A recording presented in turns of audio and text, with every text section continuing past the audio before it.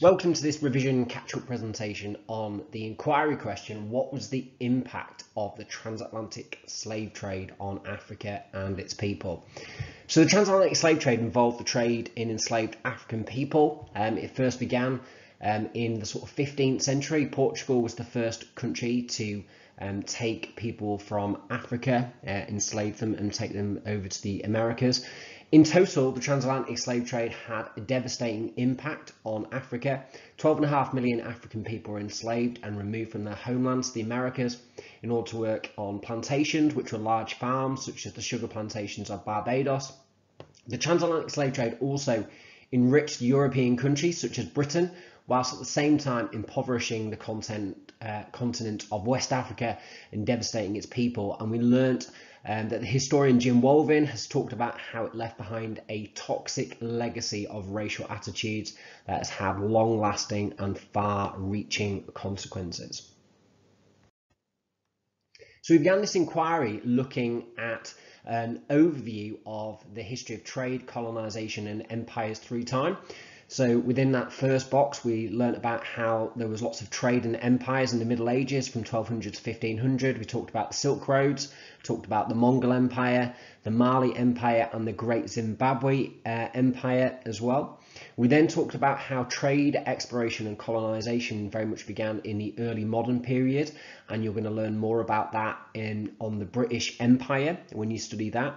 We talked about how Christopher Columbus discovered the New World in 1492, which began the European colonisation of America. It led to the Golden Age of Spain, when Spain conquered the Aztecs and brought back new goods to Europe, such as chocolate, turkeys, gold and silver. We talked about how John Dee came up with the idea of the British Empire during the rule of Queen Elizabeth I. He was a mathematician and astronomer and scientist at the court of Elizabeth I. And during the rule of Elizabeth I, there were many privateers or pirates like Francis Drake and John Hawkins who were raiding Spanish treasure ships. John Hawkins was an example of England's first slave trader. And also in 1585, Walter Raleigh tried to set up a colony at Roanoke in North America. We also talked about the creation of the East India Company in 1600, which was a huge company in the end that lasted up until the 19th century, and at one stage actually had an army of its own of 260,000 people. We're going to learn more about that again when we find out about the British Empire. We also talked about how Jamestown was the first permanent British colony set up in 1607 over in what is now the United States of America, and talked about how that led to clashes with the indigenous Native Americans as well. So lots and lots of information that we learned about there. In terms of the development of the transatlantic slave trade, we talked about how Portugal was the first European country to enslave people from Africa, and in 1526 Portuguese sailors took enslaved African people across the Atlantic to work on sugar plantations. We talked about how Barbados became part of the British Empire in 1627, and that was very much about sugar plantations, which was known as white gold. We talked about the foundation of the Royal African Company, and also the end of the Royal African Company's monopoly in 1696 led to a huge increase in Britain being involved in the transatlantic slave trade in the 18th century. And then we talked about how Britain abolished the slave trade in 1807 and then banned slavery altogether throughout the British Empire in 1833. But also this is pretty controversial because compensation was paid to slave owners, and the exploitation of people from Africa continued with the British Empire. We then briefly talked about the rise and decline of the British Empire. So we talked about how the British Empire developed in Australia from 1770, in India in 1858. We talked about the rebellion of Indian people, about how Britain took much more control over India. After that, it became known as the Jewel and the Crown of the British Empire. We talked about the scramble for Africa in the 19th century, and then about how after the Second World War, Britain began to lose its colonies, including India in 1947. These are some of the key words that you've learnt about in focusing on this unit on the transatlantic slave trade. So you might just want to pause that and just make sure you understand what those key words mean. So these were the key questions that we learned about in this inquiry. What was the impact of the transatlantic slave trade on Africa and its people? So what we're going to do now is we're going to briefly remind you what we've done on each lesson, so that can just consolidate your learning on what we did on this topic and this inquiry of what was the impact of the transatlantic slave trade on Africa and its people. So in lesson 1, we looked at the key question, what was West Africa like before the transatlantic slave trade? We looked at various historical concepts, such as the idea of empire and emperor, a Hajj, which is a religious pilgrimage, the religion of Islam, and the idea of trade. We learned about how Mansa Musa was the emperor of Mali from 1312 to 1327. Mali was a very powerful African empire at the time. We can see that on that map through there, particularly through its rich natural resources in things like gold, for example. Historians believe that Mansa Musa is one of the richest people to have ever lived, and the Mali Empire became wealthy due to those natural resources. A famous city in the Malian Empire was Timbuktu, which was known for its great empire and as a centre of learning. It had a great library. We then looked at Mansa Musa. We looked at that image of Mansa Musa from the Catalan Atlas and about how striking that image is. We learned about how Mansa Musa went on a Hajj, which tells us that Mansa Musa was religious. He was a Muslim. We can infer that many people in medieval Mali would have been Muslims. We also learned about how Mansa Musa gave out lots of gold when he went to Cairo, and this tells us how wealthy Mansa Musa was. He was able to give out his money freely, and it suggests that Mali was a rich and powerful empire. We also know that Mansa Musa went on a long journey, which shows us that he was ambitious, he was well organised, it was taking a great deal of planning to go on such a journey. So we really reflect on that, about what Africa, West Africa was like before the transatlantic slave trade, about how developed it was, how wealthy it was, and how well organised it was.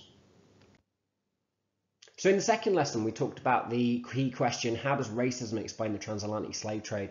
We looked at the historian Jim Wolvin, who argued that the transatlantic slave trade has created a toxic legacy of racism. We looked at the hypothesis that evidence from historians suggests that racism wasn't as prevalent in Europe before the era of the transatlantic slave trade. We looked at the quote from Mary Beard, a historian writing about Roman times, and she said, "I don't want to give you any impression that the Romans were nice and angelic. The Romans certainly said pretty nasty, hateful things about foreigners, like the poor little Brits, but there's no sense that skin colour is really the thing that marks you out for your position in culture." And we talked about the Ivory Bangle lady, who is an important example of an Afro-Roman who came to live in Britain, probably with the Roman Empire, although we can't know for sure. And we looked at archaeological evidence there, and we drew some conclusions about who the Ivory Bangle lady was, and that she was a wealthy Afro-Roman living in York, probably around about the 4th century. We then talked about the statue of Saint Maurice, about how he was portrayed in the 13th century and how he was portrayed as a black person, and that was really, really important in terms of just giving us an insight into ideas about race in medieval times. And then we looked at the story of John Blank, who's been covered widely in Miranda Kaufman's book Black Tudors, and he was a trumpeter at the court of Henry VIII. He even negotiated a pay rise. And then we looked at the portrait of the Duke of Perth, who is shown with his hand in a domineering position over a black boy. And we talked about how this was evidence that we looked at in this lesson to talk about how the slave trade created a real kind of increase in racist views within Europe. And historians like Jim Wolvin have argued that the slave trade began for actually economic reasons, but the race was used increasingly to justify it, and the slave trade itself led to increased racism and discrimination, which is one of the key consequences and key impacts of the transatlantic slave trade. Okay, so in our third lesson, we looked at what was the impact of the transatlantic slave trade on Britain and Africa. We talked about how the ending of the monopoly of the Royal African Company in 1698 led to Britain's increased involvement in the transatlantic slave trade. Cities like Bristol, Liverpool and Glasgow profited greatly from the transatlantic slave trade. And in fact, we talked about how in the 18th century, Britain was the country in Europe that was most involved in the transatlantic slave trade out of all of the other countries. The map there reminded us about how the transatlantic slave trade, or sometimes known as the triangular trade, worked, and how enslaved African people were at the centre of that in the so-called Middle Passage. Historian Jim Wolvin has argued the transatlantic slave trade had a hugely negative impact on Africa as a continent, and he said perhaps the most problematic consequence of slavery was its long-term impact on Africa itself. The brutal removal of so many people from their homelands inevitably wreaked huge damage and loss, generating waves of violence and disruption that swept across affected regions. And if you can contrast that with the impact of the transatlantic slave trade on Britain, who very much benefited and gained from the trade, you can see there some of the streets of Bristol in 1760. Bristol is an example of a city that gained greatly from the transatlantic slave trade, as well as places like Liverpool and Glasgow. So in our fourth lesson, we looked at how did enslaved Africans risk their treatment in the Middle Passage. So we learned that the Middle Passage was the journey from Africa to the Americas. The journey took between 2 to 3 months, and conditions on board were horrific. Historians believe that up to 15% of people on board may have died during the journey, and at every stage we learn also that enslaved Africans resisted their treatment on the Middle Passage. There's a reminder there about the cramped conditions. The source there is from the Brooks slave ship, which was produced by the abolitionists towards the end of the 18th century. We also studied some historical sources, such as Alauda Equiana's account of the Middle Passage, taken from his autobiography, The Interesting Narrative, and he said, "I was soon put down under the decks, and there I received such a stench in my nostrils as I had never experienced in my life.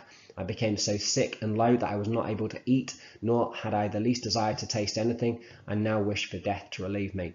We learned about how enslaved African people were brutally treated on the Middle Passage. We learned about how nets were put up to prevent enslaved African people from jumping overboard. We learned about how enslaved African people were shackled with manacles. They were force fed with things like the speculum oris. We learned about how they were punished harshly with a whip called a cat o' nine tails. So many enslaved African people suffered real terror on the Middle Passage.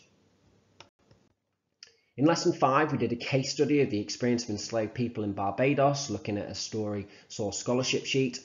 So we learned that Barbados became a colony of the British Empire in 1627, and it was used as a sugar plantation. The sugar trade was a very intense form of farming, and that led to enslaved labour being used. We learned about historical concepts like plantation, sugarcane, a slave driver, the idea of seasoning, which was the word given to your first 3 years as an enslaved person on a plantation, and many people didn't survive the seasoning period. And we learned about the harsh rules for enslaved people on Barbados, called the Barbados Slave Code. We learned about how harsh conditions were, and we learned about how enslaved people worked from sunrise to sunset in what were called field gangs that were overseen by a slave driver who whipped those who were not working hard enough. We learned that some enslaved people worked as domestics in their owner's house. Enslaved people often resisted. There were many examples of enslaved people working slowly or sabotaging or running away. We looked at that advert for Billy, a runaway slave, for example. A famous example of resistance within Barbados was in April 1816, when plantation houses across Barbados were set on fire in an act of resistance led by General Booser and Nanny Grigg, who was a domestic. In lesson 6, we talked about how enslaved people resisted their treatment on the plantations in a bit more detail. We looked at the quote from Sister Farika, who said that wherever slavery existed, Africans resisted, which is a really powerful reminder of how enslaved African people fought against the slave trade. We also learned that lots of the resistance came from women who resisted either on the plantations or as domestics using passive resistance strategies. We looked at the difference between passive resistance, which might be doing things that might not always be noticed, like working slowly, sabotaging equipment, for example, taking a longer break than was necessary, maybe feigning illness, for example. And then we looked at what active resistance was, which was more obvious, more kind of active, might be violence against the slave holders, for example. It might be burning things down, that type of thing. It might be running away as well.